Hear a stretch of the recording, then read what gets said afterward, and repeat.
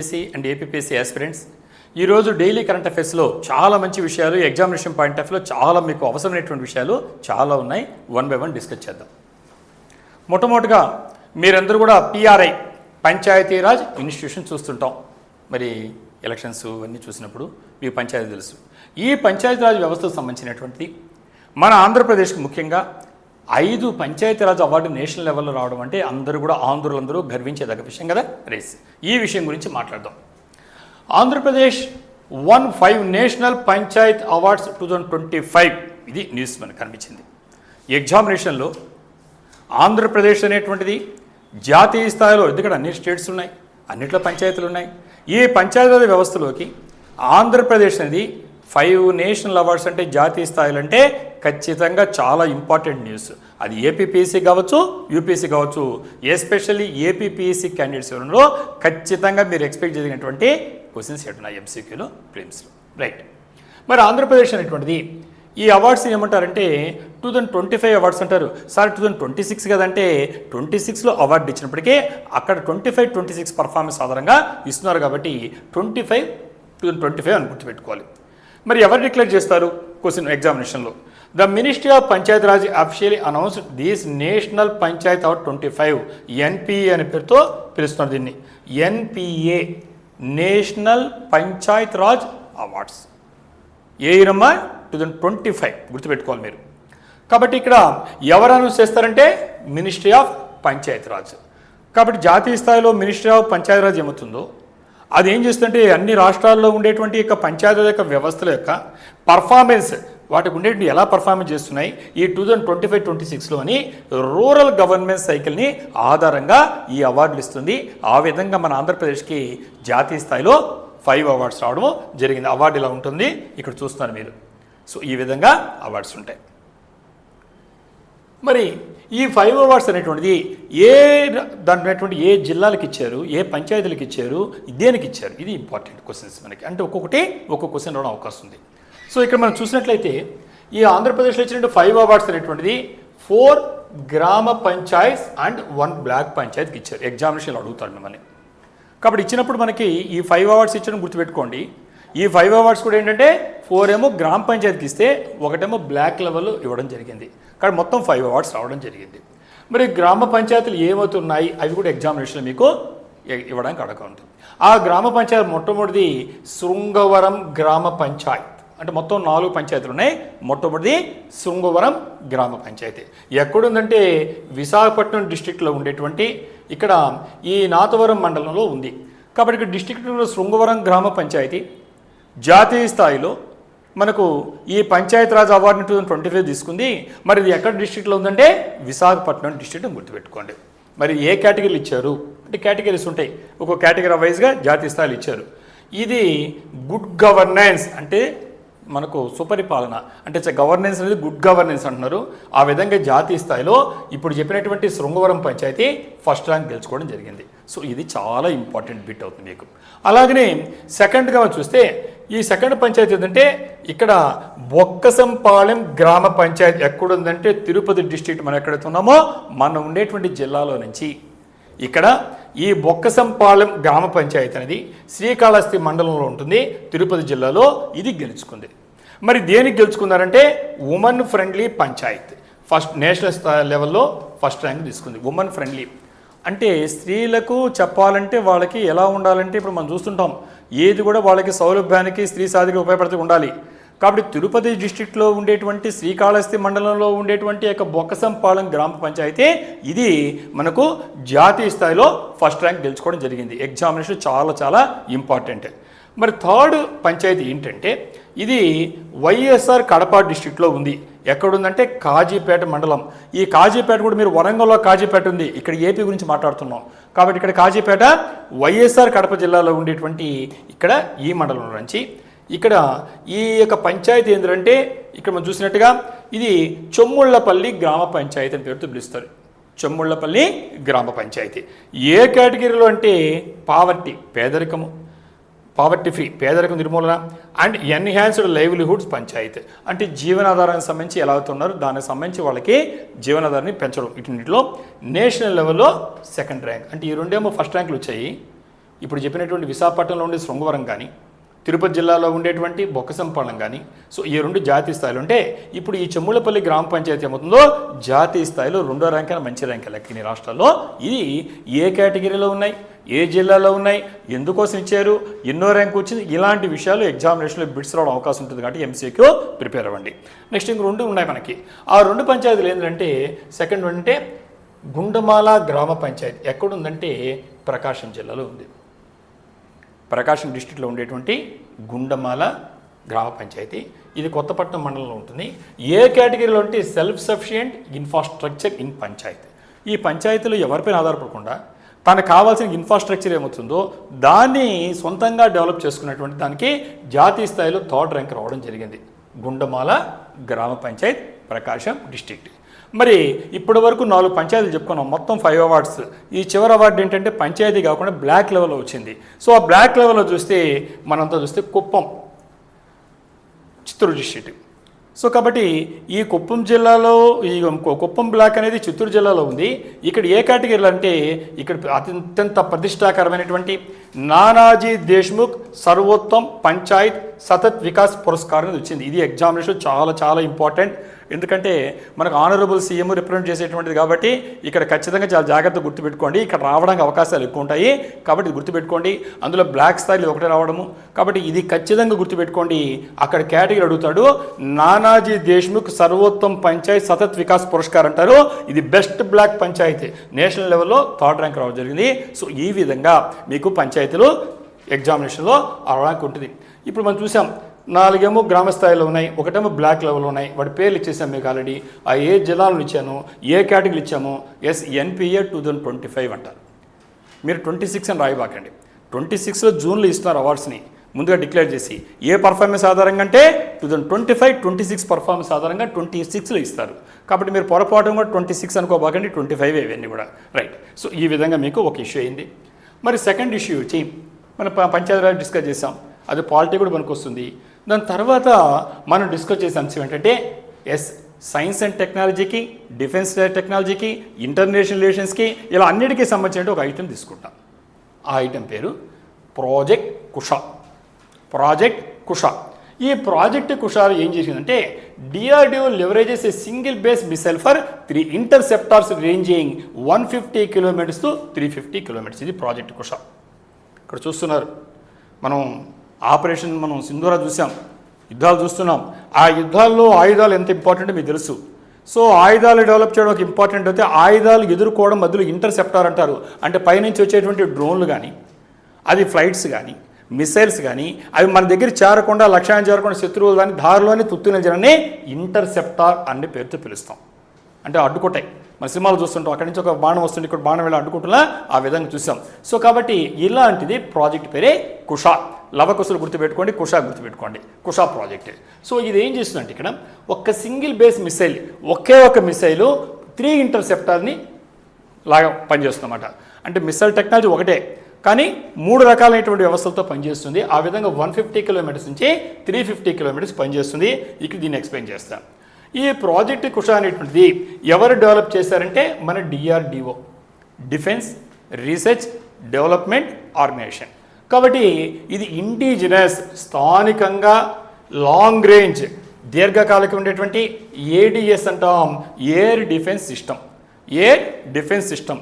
Air defence అంటే ఇప్పుడే చెప్పాను నేను, పైనుంచి వచ్చేటువంటి మనకు ఇవి టోటల్గా అది మనకు ఉండేటువంటి స్టెల్త్ ఫైటర్స్. స్టెల్త్ అంటే రేడార్ల కంటి కప్పి వచ్చేటువంటి వాటిని స్టెల్త్ ఫైటర్స్ అంటారు. శత్రువులే కావచ్చు, క్రూయిజ్ మిజైల్స్ కావచ్చు, డ్రోన్స్ కావచ్చు, వాటిల్ని ఏరియల్ థ్రెట్స్ ఈ విధంగా వాయు రూపంలో మనకి గాలి రూపంలో వచ్చేటువంటి ఎక్కడైనా బెదిరింపులు ఉంటే శత్రువుందని దారిలోని తుత్తినలు చేసేటువంటి ఆ టెక్నాలజీని ప్రాజెక్ట్ కుష అనే పేరుతో ఒకే మిసైల్తో మనట్లా 1 బర్డ్ 2 షాట్స్ అంటలా ఇక్కడ మనకి ఒక్క మిసైల్తో 3 లక్ష్యాల్ని ఛేదించే విధంగా చేశారు.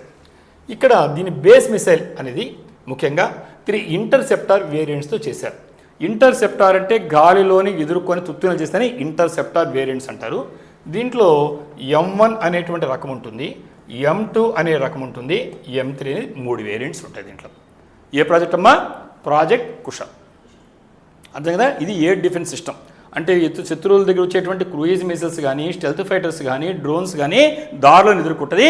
3 రకాల రేంజెస్ ఉన్నాయి. ఒక్కో రేంజ్కి M1 అంటాం, అంటే 150 కిలోమీటర్స్ అని, M2 అంటే 250 కిలోమీటర్స్ అని, M3 అంటే 350. అంటే గుర్తుపెట్టుకోండి, ఇక్కడ 1 అంటే 150, 2 అంటే 250, 3 అంటే 350 to 4 అని గుర్తుపెట్టుకోండి, ఈజీగా గుర్తుంటాయి. ఈ విధంగా 3 వేరియంట్స్ని ఈ ఒకే దాంట్లో చేశారు. కాబట్టి ఈ రకమైన ఇన్నోవేషన్, ఈ రకమైన కొత్తగా కనిపెట్టేదాన్ని ఆవిష్కరణలు ఇన్నోవేషన్ అంటాం. ఇది రిడ్యూసెస్ కాస్ట్. దీనివల్ల ఏమవుతుందంటే ఖర్చు తగ్గిపోతుంది మనకి ఖచ్చితంగా. ఇప్పుడు ఒక్కోదాన్ని డెవలప్ చేయడానికి చాలా ఖర్చు అవుతుంది కదా, అలా కాకుండా ఒకే దాంతో ఇన్ని రకాలు తయారు చేయడం వల్ల ఖర్చు తగ్గుతుంది. అలాగనే స్పీడ్స్ డెవలప్మెంట్. కాబట్టి అంతేకాకుండా వేగవంతంగా మనం చేయాలని చాలా టైం తీసుకొని ఒకదాని చేసి మళ్ళీ కాకుండా ఈ డెవలప్మెంట్కి సంబంధించి ఇది వేగవంతమైంది. ఈ విధంగా ఏం చేస్తుందంటే sharing a common kill vehicle and upper stage. వీటన్నిటిలో కానీ గమనించారంటే ఇక్కడ చూస్తున్నారు మీరు, ఇక్కడ చూడండి మీకు క్లియర్గా కనబడుతుంది, జూమ్ చేస్తున్నాను. ఇది బేస్ మిసైల్, ఇది కూడా బేస్ మిసైల్, ఇది బేస్ మిసైల్. అంటే M1, M2, M3 అని చెప్పొచ్చాము. ఆ రేంజ్ని బట్టి పేర్లు పెట్టాం. M1 అంటే 150 కిలోమీటర్స్, M2 అంటే 250 కిలోమీటర్స్, M3 అంటే 350 కిలోమీటర్స్. అంటే దూరానంగా పేర్లు పెట్టాం. ఈ వేరియంట్స్లో గమనిస్తే బేస్ మిసైల్ ఒకేలాగా ఉందమ్మా, బేస్ మిసైల్ ఒకేలాగా ఉంది, ఇక్కడ ఒకేలాగా ఉంది. మరి ఏం మారిందంటే కింద ఉండేది గమనించుకోండి, అప్పర్ పోర్షన్ ఒకేలాగా ఉంటుంది, అప్పర్ పోర్షన్ ఒకేలాగా ఉంది, ఇక్కడ ఒకేలాగా ఉంది. కేవలం కింద ఉండేటువంటి సైజు పెరుగుతూ వస్తుంది చూడండి. అంటే ఇక్కడ ఒకే రకమైన బేస్ మిసైల్ టెక్నాలజీ ఆధారంగా చేసుకొని ఖర్చు తగ్గించుకుంటూ మళ్ళీ దాని పేరుతో టైంని వేస్ట్ చేయకుండా, ఖర్చు పెట్టుకోకుండా దీన్ని శాస్త్రవేత్తలు సాధించగలిగారు DRDO. ఎందుకంటే ఈ రోజుట్లో మనం ఆపరేషన్ సింధూర చూసాం, అదేవిధంగా జరుగుతున్న ప్రపంచంలో ఉండేటువంటి యుద్ధాలు చూస్తున్న వెస్ట్ ఏషియా క్రైసిస్. కాబట్టి ప్రతి క్షణము ప్రతి ఒక్క ఆవిష్కరణ చాలా ఇంపార్టెంట్, ముఖ్యంగా భారతదేశానికి. అందువల్ల మనకి ఈ డిఫెన్స్ రీసెర్చ్ డెవలప్మెంట్ ఆర్గనైజేషన్ ఉందో వాళ్ళు చేసేటువంటి ప్రతి ఆవిష్కరణ ఈ భారతదేశం యొక్క ప్రతిష్టాత్మకంగా తీరినటువంటి ఆవిష్కరణలే. సో ఆ విధంగా చూస్తే ఇక్కడ మనకు scalable boosters added for extended ranges. ఒక్కొక్క దాంట్లో సైజు పెరుగుతుంది. M1కి, M2కి, M3కి ఏం జరిగిందంటే జస్ట్ సైజు పెరిగింది. మీకు ఉండేటువంటి కిల్ వెహికల్ అంటే రాకెట్ లాగా ఉంటుందా, అది అలాగనే ఉంది. అప్పర్ పోర్షన్ ఒకేలాగా ఉంది, కేవలం కింద కనిపిస్తుంది చూసారా, ఇది మాత్రమే చెప్తున్నాం. దాన్నే స్కేలబుల్ బూస్టర్స్ అంటారు. అంటే ఆ సైజు మాత్రమే పెరిగింది, మీదంతా అలాగనే ఉంది. అంటే ఒక సింగిల్ దాంతో టెక్నాలజీతో 3 రకాలైనటువంటి దాన్ని చేయగలిగారు. మరి కోర్ డిజైన్ చూస్తే ఈ DRDO అనేటువంటిది యూనివర్సల్ బేస్ మిసైల్ ఆర్కిటెక్చర్. ప్రపంచవ్యాప్తంగా అసలు మిసైల్ టెక్నాలజీ ఉంటుందో ఆ టెక్నాలజీని వాడారు. ఇవి వాడినప్పుడు ఇక్కడ మనకు స్టార్టింగ్ M1 అన్నారు. ఈ M1లో ఏముంటుందంటే 2 స్టేజ్ సాలిడ్ రాకెట్ మోటార్ ఉంటుంది, ఇంతకుముందు చెప్పుకున్నట్టుగా. అంటే 2 దశల్లో సాలిడ్ రాకెట్ మోటార్ అంటాం. ఘన ఇంధనము, ద్రవ ఇంధనం మీరు ఉంటారు. సాలిడ్ ఫ్యూయల్, లిక్విడ్ ఫ్యూయల్ 2 రకాలుగా ఉంటారు రాకెట్లో. సేమ్ టెక్నాలజీ, రాకెట్లోని టెక్నాలజీ వాడతారు. ఆ రాకెట్ ఇలా వెళ్తే మీకు గుర్తుపెట్టుకోవడానికి మిసైల్ వెళ్తూ ఉంది. కాబట్టి దాంట్లో సాలిడ్ ఫ్యూయల్ వాడతారు, లిక్విడ్ ఫ్యూయల్ వాడతారు. ఇక్కడ సాలిడ్ ఫ్యూయల్ని 2 స్టేజ్లో వాడతారు. ఫస్ట్ M1 అంటే బేస్ మోడల్. దీంతో పాటుగా ఆకాష్ NG ఎయిర్ ఫ్రేమ్ వాడతారు. దీన్ని ఫౌండేషన్గా తీసుకొని డెవలప్ చేశారు. కాబట్టి మొట్టమొదటి వేరియంట్ ఏంటి M1. ఈ M1 తర్వాత M2ని, M3ని డెవలప్ చేశారు, డిజైన్ చేశారు ఇంజనీర్స్. అంటే ప్రోగ్రెసివ్గా large boosters to the same upper stage and kill vehicle. అంటే ఒకే రకమైనటువంటి ఆ వెహికల్, కిల్ వెహికల్ అంటాం దాన్ని, మిసైల్ని చూశారు ఇప్పుడు మీరు. ఆ అప్పర్ పోర్షన్ ఒకేలాగా ఉంటుంది, తేడా కింద ఉండేటువంటి మాత్రం బూస్టర్స్ మాత్రం మారుతాయి సైజులో. సో ఆ విధంగా మనకు ఈ AESA సీకర్స్ అంటాము, టెక్నికల్ టైమ్స్ ఇవన్నీ, IRRF గైడెన్స్ అంటాము, థ్రస్ట్ వెక్టర్ కంట్రోల్ అంటాము. సో ఇలాంటి వాటితో వితౌట్ ఫ్యూయల్ రీడిజైన్స్, వేరేగా సంబంధించిన డిజైన్ చేయకుండానే ఒకే రకమైనటువంటి యూనివర్సల్ డిజైన్తో ఈ అద్భుతాన్ని మన శాస్త్రవేత్తలు DRDO ద్వారా సాధించడం చాలా గ్రేట్. మరి ఈ మోడ్యులర్ అప్రోచ్ అనేటువంటిది high single shot kill probability. అంటే ఖచ్చితంగా ఒక్క సింగిల్ షాట్కే లక్ష్యాన్ని ఛేదించేసేయాలి, దాన్ని అటాక్ చేయాలి. ఆ విధంగా 90% మనకు వస్తుంది యాక్యురసీ. అలాగనే inter operability with systems like S-400 radars and IACCS. S-400 radars గురించి మనం చూసాం ఆపరేషన్ సింధూరలో. శత్రువుల దగ్గర నుంచి వచ్చేటువంటి మనం రకరకాల డ్రోన్స్ పాకిస్తాన్ మనమే ప్రయోగిస్తే సుదర్శన్ చక్రాలు అడ్డాబడి ఆపిని చూశారు, దాని పేరే S-400. సో ఇప్పుడు దాకా S-400 లాంటి ఏం చేసాం, రష్యా లాంటి ఇలాంటి వాటిపైన ఆధారపడితే ఇక్కడ మన టెక్నాలజీతో ఇండిజినస్గా స్థానికంగా చేసుకున్నాం. సో ఇలాంటి వాటితో కూడా ఇది పనిచేస్తుంది. మరి ఈ డెవలప్మెంట్ యొక్క టైం లైన్ సంబంధించి ఎగ్జామినేషన్లో క్వశ్చన్స్ అవ్వడానికి అవకాశం ఉంది. ఇక్కడ చూస్తే అసలు ఈ ప్రాజెక్ట్, ఈ ఆపరేషన్ కుష అనేది ఎప్పుడు వచ్చిందంటే 2022లోనే 4 years బ్యాకే మనకు అప్రూవల్ రావడం, ఆమోదం రావడం జరిగింది. ఎంత ప్రాజెక్ట్ అంటే దీనికి కాస్ట్ ఎంత అంటే బడ్జెట్ ఇది 21,700 crores బడ్జెట్తో దీనికి అప్రూవల్ రావడం జరిగింది. దాని తర్వాత దీంట్లో ఎన్ని ఉండాలంటే 5 IAF squadrons, Indian air force స్క్వాడ్రాన్కి సంబంధించినటువంటి ఇది ఇచ్చారు. మరి M1 ట్రయల్స్ అనేది ఎప్పుడు ప్రారంభమైనాయంటే ఎర్లీ 2020. ఇప్పుడు మాట్లాడేది మనం ఎర్లీ 2026. మీకు అర్థమేంటది? ఇప్పుడు మాట్లాడే 3 రకాల్లో మనం మాట్లాడేది M1 గురించి మాట్లాడుతున్నాం. M1 అనేది ఎర్లీ 2026 అంటే ఇప్పుడు మనము 2026లో మొదటి భాగంలో ఉన్నాం, ఇంకా చివరి భాగం కల్లా. సో ఇప్పుడు మనకి ఈ M1 అనేది ట్రయల్స్ జరుగుతున్నాయి. మరి M2 ఎప్పుడు వస్తారంటే నెక్స్ట్ ఇయర్ 2027లో టెస్ట్ చేస్తారు, పరీక్షిస్తారు. మరి M3 ఎప్పుడంటే ఆ తర్వాత సంవత్సరం 28లో. అంటే దశల వారీగా 2026, 2027, 2023లో 28లో M1, M2, M3, 2026, 2027, 2028 ఈ విధంగా దశల వారీగా ఇవి జరుగుతాయి. సో దాని తర్వాత ఫుల్ ఇండక్షన్ అంటే పూర్తి స్థాయిలో ఎప్పుడు ప్రవేశపెడతారు అంటే ఇది 2028, 2030. అంటే మనకి 28కి వచ్చేకాళ్ళకి M1, M2, M3 అన్నీ అయిపోయి. సో అప్పుడు అక్కడి నుంచి ఈ మధ్యకాలంలో 28 to 30లో దీన్ని ఎవరికి అందిస్తారంటే ఇండియన్ ఎయిర్ ఫోర్స్కి ఇస్తారు, నేవీకి అందిస్తారు. అంటే అన్ని రకాలుగా మనకు ఉపయోగపడేటువంటి మిసైల్ని తయారు చేశారన్నమాట. కాబట్టి మనకు మే 26 వరకు చూసినట్లయితే ఈ ప్రోటోటైప్స్ అంటే డైరెక్ట్గా పూర్తి స్థాయిలో కాబడిన ప్రాథమికమైన నిర్మాణాన్ని ప్రోటోటైప్ అంటారు. ఈ విధంగా మనకు ఈ DRDO ల్యాబ్స్లో DRDL అంటాం, RC అంటాం, అలాగనే BEL అంటాం, భారత్ ఎలక్ట్రానిక్స్ లిమిటెడ్లో దీన్ని పరీక్షించడం జరిగింది. న్యూస్లో రావడం జరిగింది, న్యూస్లో వచ్చింది కాబట్టి మనం ఈరోజు డిస్కస్ చేస్తున్నాం. సో మీకు కుషా ప్రాజెక్ట్ నుండి ఐడియా అయింది. M1, M2, M3 150 kilometres, 250 kilometres, 350 to 450. 3 కూడా కిల్ వెహికల్ ఒకేలాగా ఉంటుంది, అప్పర్ మోడల్ ఒకేలాగా ఉంటుంది, బేసిక్ స్ట్రక్చర్ ఒకేలాగా ఉంటుంది. కింద జస్ట్ స్కేలబుల్ బూస్టర్స్ మాత్రం మార్చారు. ఎగ్జామినేషన్ క్వశ్చన్స్ రాయగలుగుతారు మీరు. ఎవరు డెవలప్ చేశారంటే DRDO, స్థానికంగా ఇండిజినస్గా స్థానికంగా కాబట్టి ఆత్మనిర్భర భారత్లో బాగా చూస్తున్నాం. మరికి ఈ ఎగ్జామినేషన్ ఎలా వస్తుంది అని చూస్తే మనం UPSCలో కానీ APPSCలో కానీ మనం మామూలు ముఖ్యంగా ఎస్పెషల్ UPSCలో ఈ పేపర్ 3 కానీ చూసామంటే science and technology, defence, security ఉంది. అక్కడ మనకు ఎగ్జాంపుల్గా Atmanirbhar Bharat, make in India project అంటున్నాం. స్వదేశంలోనే టెక్నాలజీ డెవలప్ అవ్వాలి మనం. సో దాంట్లో భాగంగా ఇది ఒక స్ట్రాటజిక్ టెక్నాలజీ. మనం చెప్పాలంటే S-400తో పోల్చుకోవచ్చు. S-400 ఈక్వల్గా ఉంది.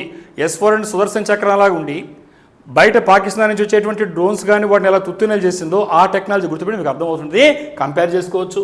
అలాగే మనకి ఈ ప్రిలిమ్స్లో ముఖ్యంగా కానీ మెయిన్స్లో కానీ ఇండిజినస్ క్యాపబిలిటీస్, స్థానికంగా మనకు ఉండేటువంటి సమర్థత గురించి రాసేటప్పుడు దీన్ని కోట్ చేసుకోవడానికి మీకు పనికొస్తుంది. ప్రిలిమ్స్లో మనకు వస్తుంది, మెయిన్స్లో మీరు అప్డేట్ చేసుకోవచ్చు. అలాగే APPS వాళ్ళు ముఖ్యంగా చెప్పాలంటే ఇది నేషనల్ సెక్యూరిటీకి లింక్ చేయండి. అలాగే ఆంధ్రాస్ డిఫెన్స్ కారిడార్కి లింకప్ చేసుకోండి. దీనికి సంబంధించి క్వశ్చన్స్ వస్తే మీరు రాయడానికి త్వరగా ఉంటారని అనుకుంటున్నాను.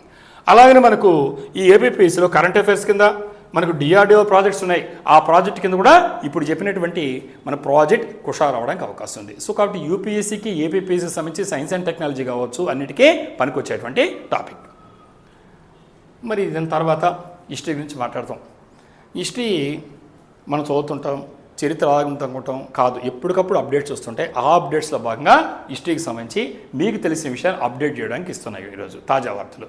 ఎందుకంటే కరెక్ట్గా 2 days బ్యాక్ ప్రపంచంలో ఉండేటువంటి ప్రఖ్యాతినటువంటి ఆర్కియాలజిస్టులు, ఆంథ్రోపాలజిస్టులు ఒక మీటింగ్ పెట్టుంటారు. ఆ మీటింగ్లో భాగంగా ఆ రోజు మాట్లాడినప్పుడు ఆ టాపిక్ కూడా ఇచ్చాను, మనంతా కూడా చూసాం. ఎందుకంటే ఇంటర్నేషనల్ ఉమెన్స్ డే జరుపుకున్నాం. ఇంటర్నేషనల్ ఉమెన్స్ డే సందర్భంగా ఇక్కడ చెప్పినటువంటి ఒక స్కెల్టన్ గురించి స్త్రీ స్కెల్టన్ అన్నమాట, అస్థిపంజరం గురించి మాట్లాడడం జరిగింది. నేను కూడా అదృష్టం బాగుంది దాంట్లో ఉన్నాను. అందువల్ల ఈ విషయం గురించి ఎలా లింకప్ చేస్తామో చూస్తాం, మీకు ఐడియా వస్తుంది. అంటే అన్ని రకాల పనికొస్తుంది. హిస్టరీ పనికొస్తుంది, మన SRSలో పనికొస్తుంది ఈ ఐటము. ఇండస్ వ్యాలీ సొల్యూషన్ మాట్లాడుతున్నాను, అలాగనే స్త్రీ సాధికారత, ఉమెన్ ఎంపవర్మెంట్ మాట్లాడుతాము. దాని లింకప్ ఎలా చేసి చూద్దాం. Right. 4600-year-old Rakhigarhi woman. What are DNA tells us about ancient India. So ancient India గురించి ఆ యొక్క స్కెల్టన్ ఏం చెప్తుంది. 4600 సంవత్సరాల క్రితం జీవించినటువంటి ఒక స్త్రీమూర్తి, ఆమెకు సంబంధించిన అస్థిపంజరము ఏదైతే ఇండస్ వ్యాలీ సివిలైజేషన్, సింధు లోయ నాగరికత అని పిలుస్తున్నామో ఆ సింధు లోయ నాగరికత సంబంధించినటువంటి అనేక సైట్స్ ఉంటే వాటిలో ప్రఖ్యాతిన సైట్ రాకీ గర్ ఒకటి. ఎగ్జామినేషన్ UPSCలో డైరెక్ట్ క్వశ్చన్ కూడా 2 years బ్యాక్ అవ్వడం చూశారు మీరు. చాలామంది తెలియక ఎంతసేపు కొన్ని సైట్సే బైహార్ట్ చేస్తారు, వాళ్ళు మిస్ అయిపోయింటారు, కరెక్ట్గా చదివిన రాయగలుగుతారు. సో ఆ విధంగా క్వశ్చన్ ఇచ్చారు, పెద్ద క్వశ్చన్. దానికి సంబంధించి మీకు బిట్స్లో రావచ్చు, మెయిన్ వాటిలో అన్నింటిలో వస్తుంది. రైట్. ఈ 4600-year-old Rakhigarhi women discovered mount 7. Mount అంటే దెబ్బలమ్మ. అంటే మనకి ఈ ఆర్కియాలజీకి ఎలా ఉంటుందంటే మనం కనిపెట్టిన తర్వాత ఒక చోట దెబ్బలు ఎప్పుడో కాలమే దెబ్బలు లాగా మౌండ్ అంటారు ఇంగ్లీష్లో, అలా ఉంటాయి. వాటి పేర్లు ఇస్తారు ఆర్కియాలజిస్టులు, పురాతత్వ శాస్త్రవేత్తలు. దాంట్లో ఈ మౌండ్ 7 అనేటివి ఎక్కడుందంటే హర్యానాలో ఉంది. ఈ రాకీ గారు ఎక్కడుంది? హర్యానా. ఈ హర్యానాలో ఉండేటువంటి మౌంట్ 7లో 4600 సంవత్సరాల క్రితం జీవించినటువంటి ఒక స్త్రీమూర్తి యొక్క స్కెల్టన్ జరిగింది. ఇదేం చేసిందంటే ఫస్ట్ ఏన్షియంట్ డిఎన్ఏ, మనకు డిఎన్ఏ ఉంటే ఆ రోజు ఉండేటువంటి జీవించినటువంటి ఒక జీవి యొక్క మొత్తం దాన్ని తెలుసుకోవడం అవకాశం ఉంటుంది. కాబట్టి ఇది చెప్పాలంటే మొట్టమొదటిగా ఇప్పటివరకు డిఎన్ఏలో మొట్టమొదటి డిఎన్ఏ ఎక్కడ దొరికిందంటే ఈ ఇండస్ వ్యాలీ సివిలైజేషన్, ఐవీఎస్ అనే పేరుతో హిస్టరీలో చదువుతున్నారు మీరు. ఇండస్ వ్యాలీ సివిలైజేషన్ సింధులోయ నాగరికతకు సంబంధించినటువంటి 4600 సంవత్సరాల క్రితం జీవించినటువంటి ఒక ఏ మనిషి అయినా కావచ్చు, స్త్రీ అయినా పురుషుడు, మొట్టమొదటి డిఎన్ఏ ఎక్కడ దొరికిందంటే ఇప్పుడు రాకీ గారిలో హర్యానాలో దొరికింది. కాబట్టి ఇది ఏం చేస్తుందంటే ఇది ల్యాక్ ఆఫ్ స్టెప్పీ పాస్టోలిట్ ఎన్సిస్టరీ. ఇప్పటివరకు ఏమనుకుంటున్నాం మనం, ఈ స్టెప్పీస్ ఉంటారు. స్టెప్పీస్ అంటే గడ్డి మైదానాలు. ఎక్కడ ఉంటాయి? యూరేషియా అంటే యూరోప్కి ఏషియాకి మధ్యలో చెట్లు లేకుండా పెద్ద పెద్ద గడ్డి మైదానాలు ఉంటాయి, దాన్ని స్టెప్పీ అంటారు. అక్కడ మనకు ఈ మేకలు కానీ, గొర్రెలు కానీ, లేదంటే పశువులు కానీ, గుర్రాలు కానీ, గాడిదలు కానీ ఇలాంటి వాటిని మేపుకునే వాళ్ళని పాస్టోరలిస్ట్ అంటారు. ఆ గడ్డి మైదానాలు అంటే యూరోప్కి ఏషియాకి, దాన్ని స్టెప్పీ మైదానాల పేరుతో జియోగ్రఫీలో చదువుంటారు మీరు.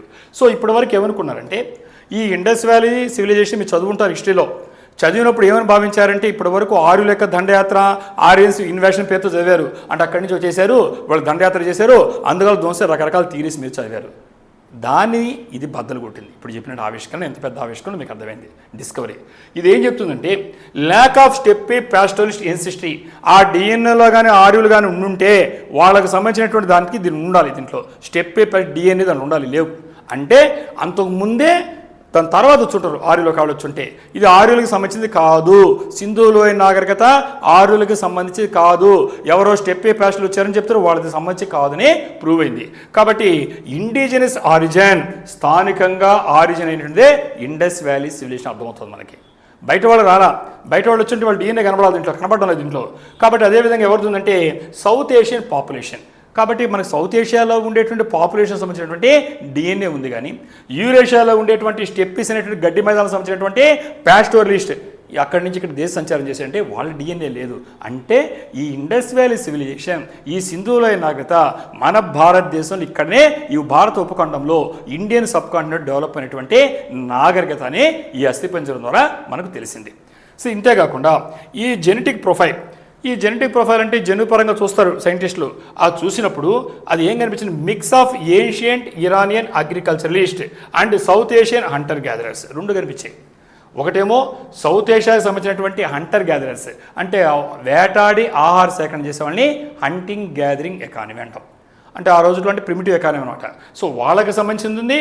అలాగనే ఏన్షియంట్ ఇరానియన్ అగ్రికల్చరర్స్, ఎవరైతే ఇరాన్లో అగ్రికల్చర్ వ్యవసాయం చేస్తున్నారు వాళ్ళకి సంబంధించింది, కానీ వీళ్ళకి సంబంధించి లేదు. అలాగనే directly challenge the theories of a massive Aryan invasion. ఇప్పటి వరకు థీరీస్ ఏంటి? మ్యాసివ్, భారీ స్థాయిలో ఆర్యులు వచ్చారు, దండయాత్ర చేశారు, ఇన్వేషన్ చేశారు, సింధులో నాగరికత అంతరించిపోయిందని చెప్తారు. ఇప్పటిదాక మీరు చదువుతుంటారు హిస్టరీలో. నో, ఇది ఛాలెంజ్ చేస్తుంది ఇప్పుడు ఆ డిబేట్ని. అర్థమేంటది మీకు అంటే ఇప్పటి వరకు మనం రాసుకున్నటువంటి పుస్తకాల్లో ఉండే రాతలు గీతలన్నీ మారేటువంటి క్రమం వచ్చింది కదా.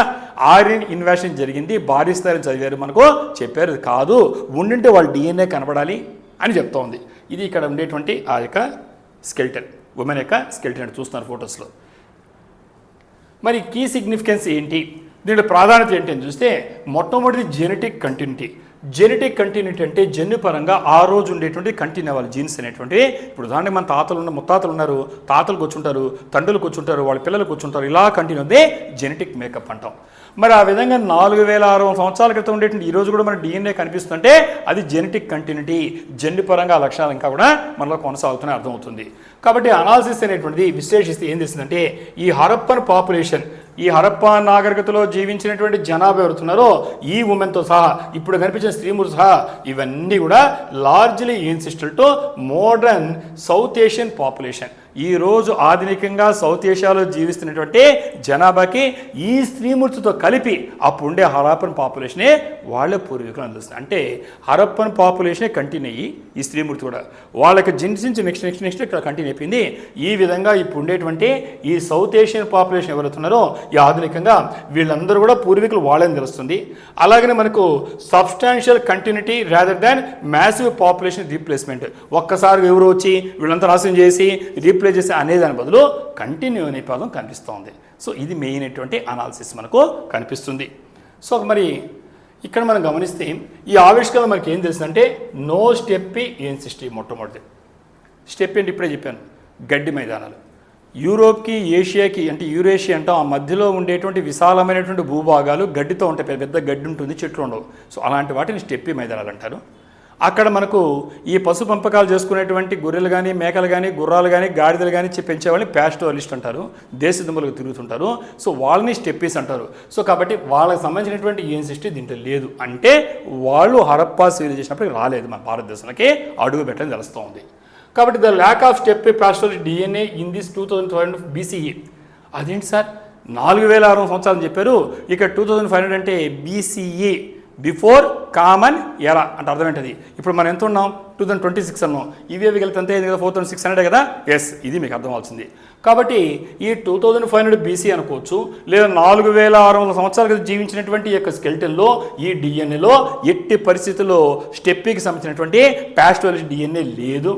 కాబట్టి ఇది ఏం చేస్తుందంటే ఇండో ఆరియన్ స్పీకర్స్. కాబట్టి ఎవరైతే మనకు ఇండో ఆరియన్స్ ఉన్నారో ఆ స్పీకర్స్ అనేవాళ్ళు ఇక్కడ మనకు ఇంకా రాలేదు. ఇప్పుడు ఈ డిక్లైన్ ఆఫ్ హరప్పన్ సివిలైజేషన్ తర్వాత మాత్రమే వచ్చారు. అర్థమైందమ్మా? ఎందుకంటే నిజంగా ఆ టైంకే కానీ వాళ్ళు చేసి ఉండుంటే వాళ్ళ వల్ల హరప్పా సివిలైజేషన్ నాగరికత అయి ఉంటే దీంట్లో వాళ్ళ డిఎన్ఏ ఉండాలి. వాళ్ళ డిఎన్ఏ లేదు అంటే దాని తర్వాత ఈ సింధులోయ నాగరికత పతనమైన తర్వాత మాత్రమే వాళ్ళు వచ్చి ఉంటారు రుజువుతోంది. ఇది గొప్ప ఆవిష్కరణ అని చెప్పుకోవచ్చు హిస్టారికల్గా. అలాగనే మనకు ఈ నో స్టెప్పీ ఆరిజిన్తో పాటుగా యునీక్ సోషల్ స్టేటస్. ఈ దీంట్లో గమనిస్తే ఇక్కడ ఏముందంటే చుట్టూ గమనించుకోండి, ఇక్కడ మనకు ఇక్కడ బ్రిక్ లైన్డ్ గ్రేవ్ కనిపిస్తుంది. గ్రేవ్ అంటే సమాధి, బ్రిక్ లైన్ అంటే ఇటుకురాలు లాంటి అప్పుడు ఉండేటువంటి పచ్చి ఇటుకలు ఉంటాయి కదా, వాటితో అన్లైక్ ద టిపికల్ గ్రేవల్స్. అప్పుడు దాకా మామూలుగా గుంటలు పెట్టేసేవాడు. గుంట కాకుండా ఒక సమాధిలాగా ఒక నిర్మాణం చేసి ఈ పూడ్చిపెట్టి చేస్తుంటే high social or ritual status. ఆమె మతపరంగా కావచ్చు, అప్పుడే సమాజపరంగా కావచ్చు, ఉన్నతమైన స్త్రీవర్గం కాబట్టి ఒక సమాధి కట్టి ఒక బాక్స్ లాగా లైన్ ఇచ్చిన దాంట్లో కట్టారని ఇది కూడా ఈ స్కెల్టన్ మనకు తెలియజేసింది. Next evidence of cultural continuity.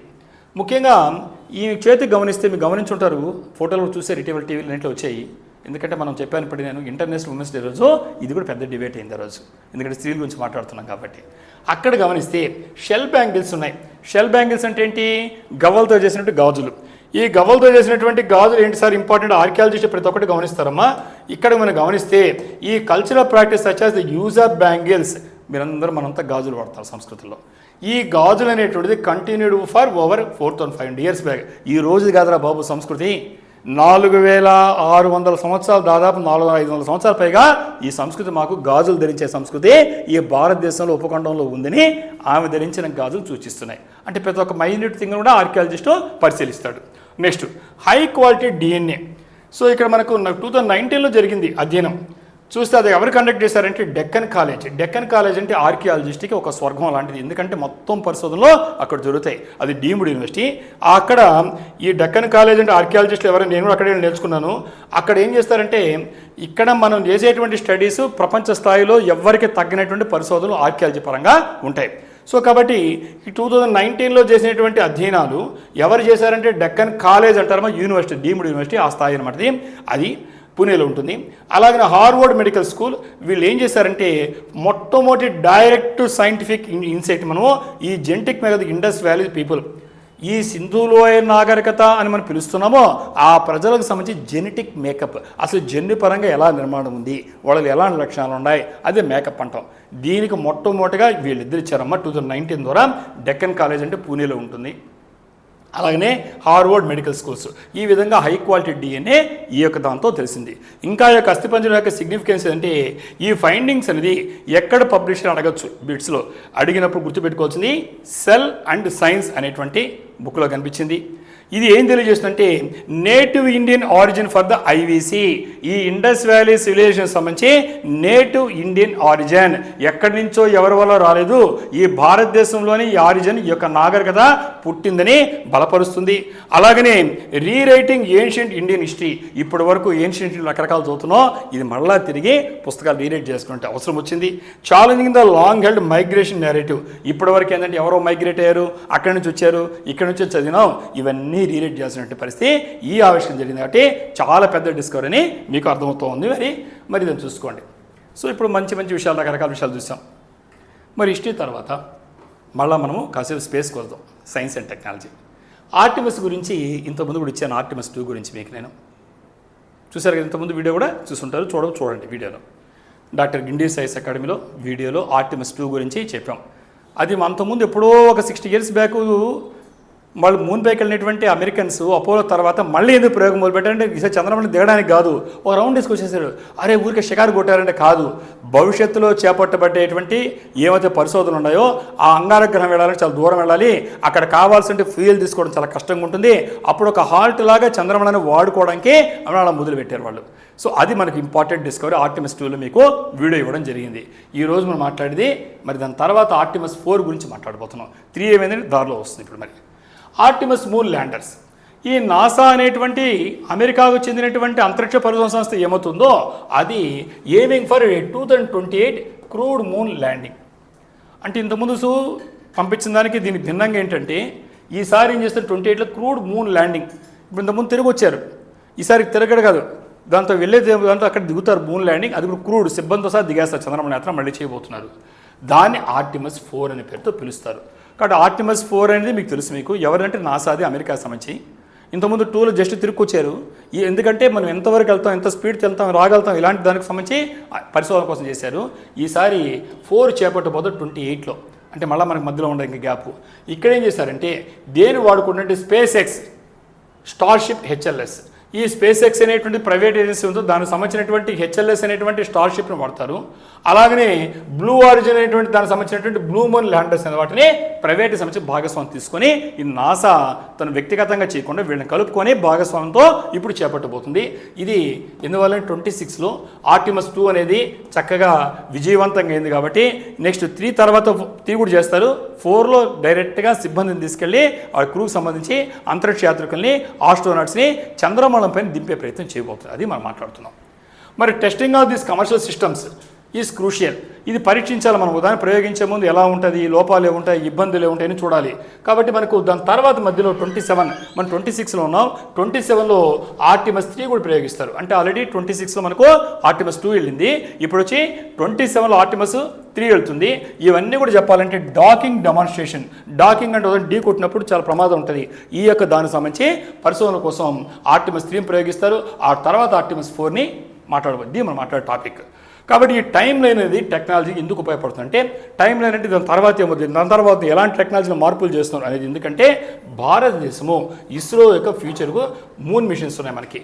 భవిష్యత్తులో భారతదేశము మన యొక్క అంతరిక్ష పరిశోధనటువంటి ఇస్రో యొక్క మూన్ మిషన్స్ చంద్రమండల యాత్రకి మనకు కొలాబరేటివ్ టెక్నాలజీ, అంటే మనం ఒక్కరే కాకుండా ప్రైవేట్ భాగస్వామ్యం కావచ్చు, ఇతరత్రా ఉండేటువంటి ఇంకొక అంతరిక్ష సంస్థతో భాగస్వామ్యాన్ని కొలాలంటాం.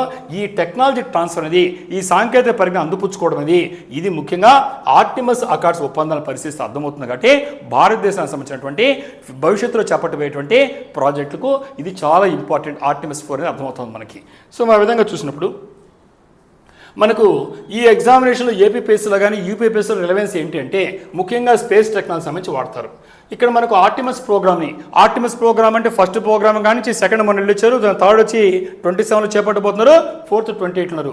ఈ యొక్క ఆర్టిమస్ ప్రోగ్రామ్ సంబంధించి కమర్షియల్ స్పేస్ పార్ట్నర్షిప్ అంటాం, వాణిజ్య ప్రయోజనం అనేది వ్యాపార స్థాయిలో ఈ స్పేస్ ఎక్స్ కావచ్చు, బ్లూ ఆరిజిన్ కావచ్చు, ఇలాంటి ప్రైవేట్ సంస్థల యొక్క భాగస్వామ్యంతో ఈ నాసా చేపట్టేటువంటి దాంతో మీకు ఎగ్జామినేషన్ అడగచ్చు.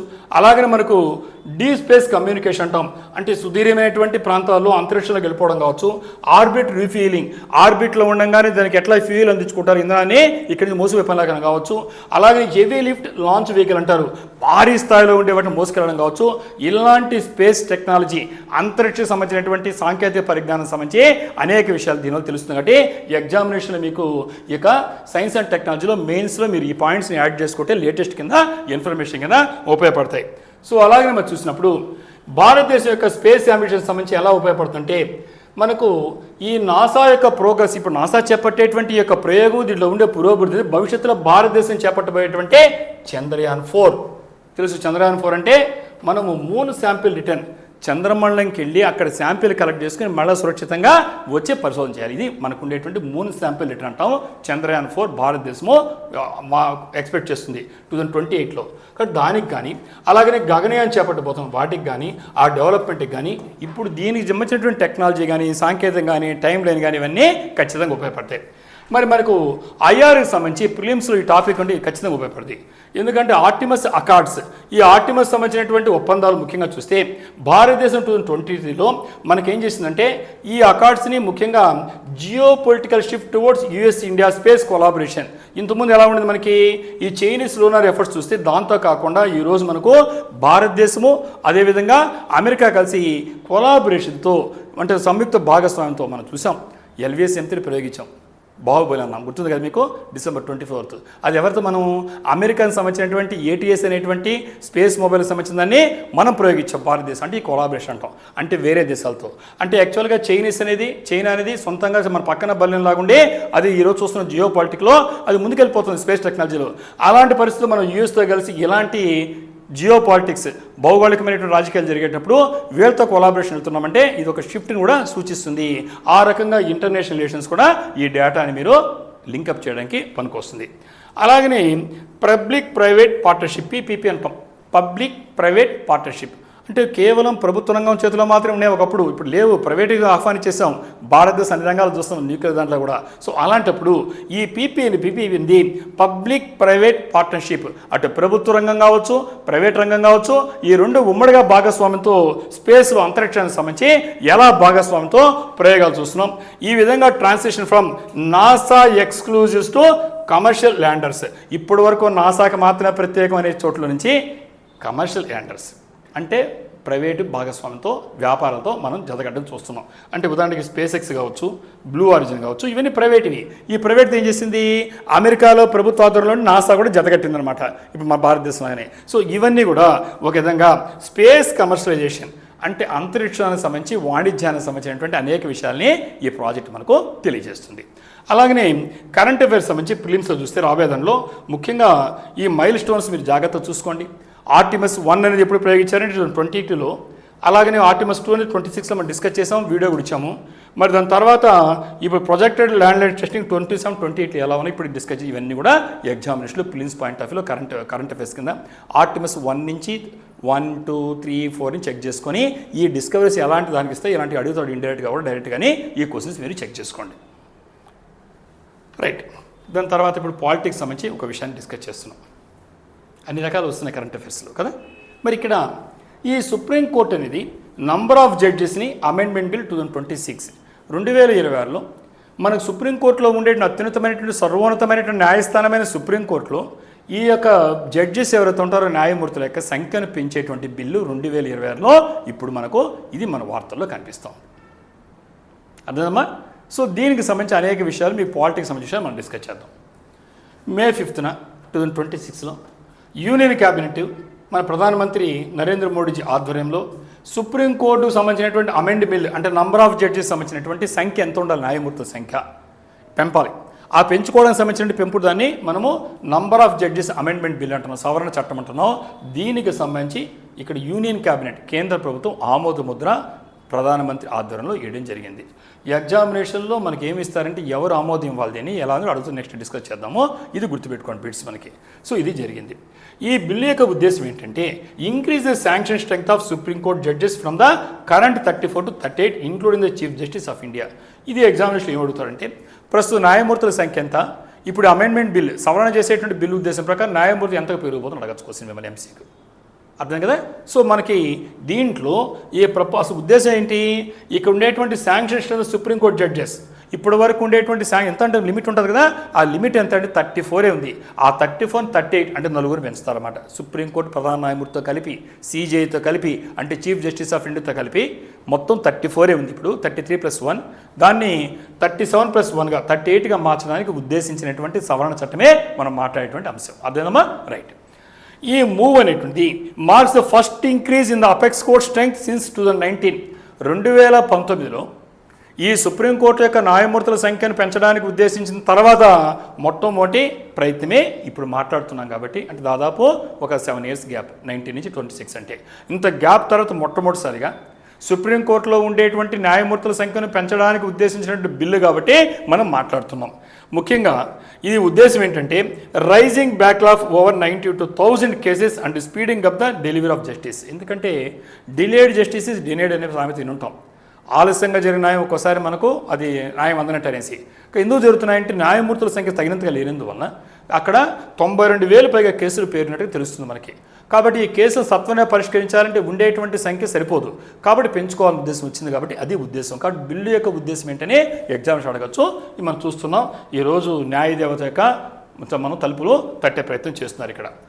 మరి ఇక్కడ ఎగ్జామినేషన్లో యూపీఎస్సీ కానీ ఏపీపీఎస్సీ రాసే వాళ్ళకి దీనికి సంబంధించి కరెంట్ అఫైర్స్ కింద కావచ్చు, అది పాలిటిక్స్లో కావచ్చు, ఎలాంటి క్వశ్చన్స్ వస్తాయంటే మొట్టమొదటి ప్రపోజ్ స్ట్రెంగ్త్ ఏంటి, అసలు ఎంత స్ట్రెంగ్త్ ఉంది అంటే ఇంతకుముందు చెప్పినట్టుగా ఇక్కడ మనం మాట్లాడినట్టుగా ఈ పునీ జడ్జెస్ అంటే వాళ్ళు జూనియర్ జడ్జెస్ అనుకోవచ్చు ఈ భాషలో చెప్పాలంటే, అంటే చిన్న జడ్జెస్ని.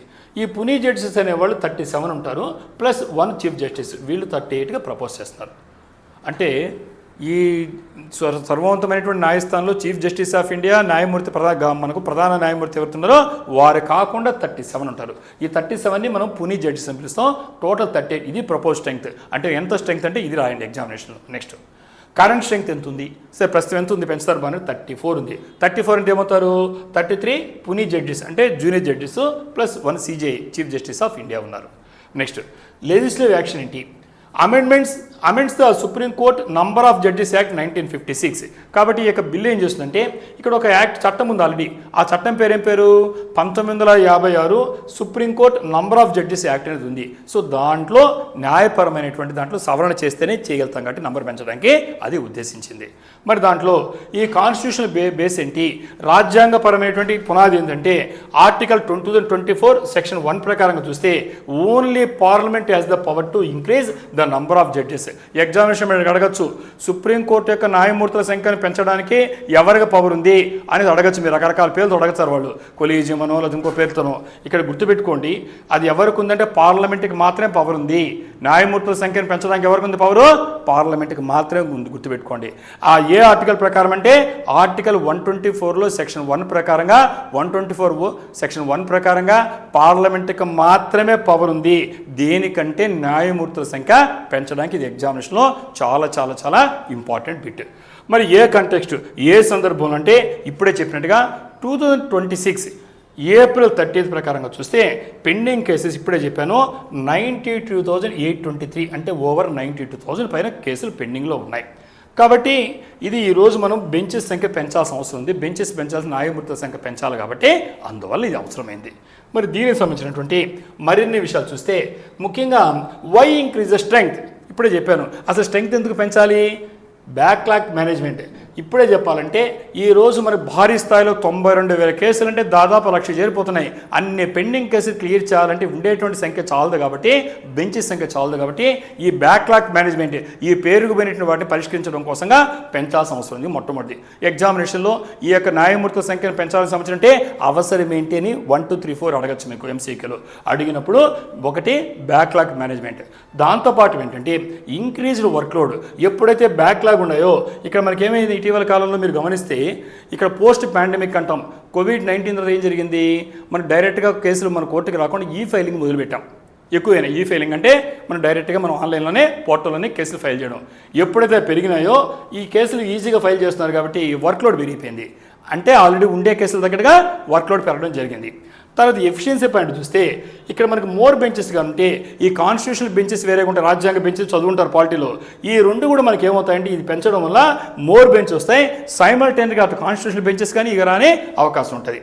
మరి అలాగనే చూస్తే 2026 రిటైర్మెంట్ చూస్తే multiple judges are set to retire in 26. ఈ 2026లో అనేక మంది జడ్జెస్ అనేవాళ్ళు రిటైర్ కావడానికి అవకాశం ఉంది. కాబట్టి వర్కింగ్ స్ట్రెంగ్త్ని మనం పెంచుకోవాలంటే ఖచ్చితంగా ఉపయోగపడేవి కాబట్టి దీనివల్ల పెంచడానికి ప్రయత్నాలు జరుగుతున్నాయి. సరే, ఈ సందర్భంలో హిస్టారికల్ ట్రెండ్స్ అంటే చరిత్రలో కానీ చూస్తే ఈ యొక్క సంఖ్యను సంబంధించి ఎలా ఉందని చూస్తే ఇది ప్రోగ్రెసివ్గా ఇంక్రూవ్ అవుతుంది సంవత్సరానికి. అంటే మన భారతదేశం ఇప్పుడు కూడా ఈ హయ్యర్ జ్యుడిషియరీ కెపాసిటీ అత్యున్నతమైన న్యాయస్థానంలో సమర్థవంతంగా పనిచేయడానికి ఎప్పటికప్పుడు మనం చర్యలు తీసుకున్నట్టుగా ఒక సిస్టమేటిక్గా గమనించుకోండి. ఇక్కడ డేటా ఇచ్చాను. 1950లో అంటే మన కాన్స్టిట్యూషన్ ఇప్పుడు చూస్తే 8 మెంబర్స్ ఉన్నారు మనకి. ది సుప్రీంకోర్టు కొన్ని స్ట్రెంగ్త్ 1 CJI ప్లస్ 7 జడ్జెస్ ఉన్నారు. ఆ తర్వాత వచ్చేకాళ్ళకి 6 years తర్వాత 11 year అంటే ప్లస్ 3 year. ఆ తర్వాత వచ్చేకాళ్ళకి 1960లో చూస్తే 14 year అంటే ప్లస్ 3 year. దాని తర్వాత 1977లో చూస్తే ఇక్కడ మనకు ప్లస్ 7 మనకు 4 అయ్యి 18 year. 1986లో చూస్తే చూడండి నెంబర్ బాగా పెరిగింది, 6 members పెరిగారు, 26 అయ్యారు. 2009కి వచ్చేకాళ్ళకి 31 అంటే భారీ స్థాయిలో మళ్ళీ మనకు పెరగడం జరిగింది. 2019లోకి వచ్చేకాళ్ళకి 34 వచ్చారు. దీని తర్వాత ఇదే మన మార్పు, ఇది మాట్లాడింది. ఇప్పుడు 2019 తర్వాత సుప్రీంకోర్టు యొక్క న్యాయమూర్తుల సంఖ్య పెంచే ప్రయత్నం ఇదే. 26లో 38 అంటే ప్లస్ 4 చేస్తున్నాం, ప్లస్ 4 అవుతాయి. సో ఇలాంటి చిన్న సూక్ష్మమైన విషయాలు గుర్తుపెట్టుకుంటే ఎగ్జామినేషన్ లాజికల్గా వాళ్ళు ఎలాంటి క్వశ్చన్ ఇచ్చినా మీరు రాయడానికి అవకాశం ఉంటుంది. మరి దీంట్లో అసలు ఈ ప్రాసెస్ ఎలా జరుగుతుంది సార్? అర్థమైంది మా కాన్సెప్ట్. సుప్రీంకోర్టు సంఖ్యని, న్యాయమూర్తుల సంఖ్యని 34 నుంచి 38 పెంచుతారు, 4 పెరుగుతారు ఇంక్లూడింగ్ CJI. అసలు ఈ ప్రాసెస్ ఏంటంటే అనేక స్టెప్స్గా జరుగుతుంది. ఇది పార్టీలో చదువుకుంటారు, చదవకపోతే ఇప్పుడు వినండి. మొట్టమొదటి ఇనిషియేషన్ అంటే ప్రారంభించాలి. ఇనిషియేషన్ అనేది ఏం చేస్తారంటే ఈ చీఫ్ జస్టిస్ ఆఫ్ ఇండియా ఎవరుతున్నారో వారు ఏం చేస్తారు, ప్రపోజల్ పంపిస్తారు. ముఖ్యంగా ఏం చేస్తారంటే వర్క్లోడ్ ఆధారంగా ministry of law and justice పంపిస్తారు. కాబట్టి ఎవరు పంపిస్తారో అర్థం చేసుకోవాలి. ఎవరు పంపిస్తున్నారో CJI chief justice of India. ఎవరికి పంపిస్తున్నారు? Ministry of law and justice అంటే న్యాయశాఖ మంత్రికి ఓ ప్రపోజల్ పంపిస్తారు. ఇంత వర్క్లోడ్ ఉంది, ఈ వర్క్లోడ్ ఆధారంగా న్యాయమూర్తుల సంఖ్యను పెంచండి అని. దీని ఇనిషియేషన్ అంటే ప్రారంభం అంటారు. నెక్స్ట్ రెండో స్టెప్ ఏం చేస్తుందంటే క్యాబినెట్ అప్రూవ్ చేయాలి ఆ పంపించిందని. అప్పుడు క్యాబినెట్ ఏం చేస్తుందంటే అది ఇప్పుడు చెప్పాను నరేంద్ర మోడీ ఆధ్వర్యంలో కూర్చొని చేసిందని. సో వాళ్ళు ఏం చేస్తారంటే యూనియన్ క్యాబినెట్ ఏం చేస్తుందంటే ఆ ప్రపోజల్ని డ్రాఫ్ట్ బిల్గా ప్రిపేర్ చేస్తుందన్నమాట. కాబట్టి ఇది ఒక డ్రాఫ్ట్ బిల్ కావాల్సిందని సంసిద్ధం చేస్తూ ఈ బిల్గా తయారు చేస్తుంది. తర్వాత ఏం చేస్తుందంటే పార్లమెంటరీ ప్యాసేజ్ 3వ స్టేజ్లో పార్లమెంటరీ ప్యాసేజ్ ఈ బిల్ అనేది ఈ బోత్ హౌసెస్ లోక్సభ కావచ్చు, రాజ్యసభ కావచ్చు, సింపుల్ మెజారిటీ ఏ మెజారిటీని అడగవచ్చు ఎగ్జామినేషన్లో సింపుల్ మెజారిటీని గుర్తుపెట్టుకోండి. సింపుల్ మెజారిటీతో మనకు ఉండేటువంటి లోక్సభ, రాజ్యసభ మొత్తం ఈ 2 సభలు కలిసి ఈ యొక్క బిల్లుని పాస్ చేయాలి. అయిన తర్వాత నెక్స్ట్ ఏం చేసిన ప్రెసిడెంట్ అసెంట్ పంపుతుంది. నెక్స్ట్ స్టెప్ ఇది కూడా మనకు ఖచ్చితంగా ఆమోదం కావాల్సింది ఎవరి దగ్గర నుంచి?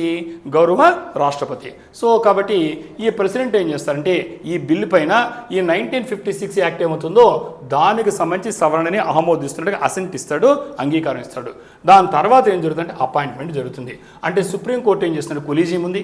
ఆ కొలీజియం ఏం చేస్తుంటే న్యూ అపాయింట్మెంట్స్ని చేయడానికి ఈ న్యూ వేకెన్సీ ప్రకారంగా భర్తీ చేయండి అని కొలీజియం చేస్తుంది. కొలీజియం అంటే తెలుసు మీకు, న్యాయమూర్తుల్ని ఎంపిక చేసేది. సో ఇది చేస్తుంది. కాబట్టి ఇక్కడ గమనించుకోవాల్సింది actual increase in the number of judges depends on the speed of the collegium and the central government in filling the new positions. అంటే ఈ న్యాయమూర్తుల సంఖ్య పెంచిన తర్వాత కూడా ఎంత వేగవంతంగా ఈ కొలీజియం కావచ్చు, అలాగని వీళ్ళు ఉండేటువంటి సెంట్రల్ గవర్నమెంట్ కావచ్చు ఈ కొత్త పోస్టులు దీని మీద ఉంటుంది. కాబట్టి లాంగ్ స్టాండింగ్లో వేకెన్సీస్ రావడానికి అయిన తర్వాత కూడా ఎంత వేగం చేస్తే అంత సత్వరంగా ఇది అమల్లోకి రావడం అవకాశం ఉంటుంది. మరి లాస్ట్ ఐటెం కింద ఇవాళ ఉండే కరెంట్ అఫైర్స్లో ఇంకొక ముఖ్యమైనటువంటి అంశాన్ని కరెంట్ అఫైర్స్ కింద డిస్కస్ చేస్తున్నాం. మీరందరూ కూడా వార్తలు చూస్తుంటారు. సమ్మర్లో ఉన్నాం, సమ్మర్లో అంటే ఉక్కబోసిపోతుంది, ఏసీ లేదే కూర్చోలేం. మరి ఏసీ కరెంట్ బిల్లు అదిరిపోతుంది. ఓ పక్కేమో ప్రధానమంత్రి గారు కూడా ఏం చెప్తున్నారంటే ఇప్పుడు ఉండేటువంటి వెస్ట్ ఏషియా క్రైసిస్ బాగా దృష్టిలో ఉంచుకొని మీరందరూ కూడా ఇంధనాన్ని తగ్గించుకోండి ఇలాంటి పిలిపిస్తున్నారు. మరి ఇలాంటప్పుడు ఈ వార్త అనేది ఖచ్చితంగా ఇంపార్టెంట్. ఏం వార్త అంటే Saudi Arabia develops electricity free cooling system.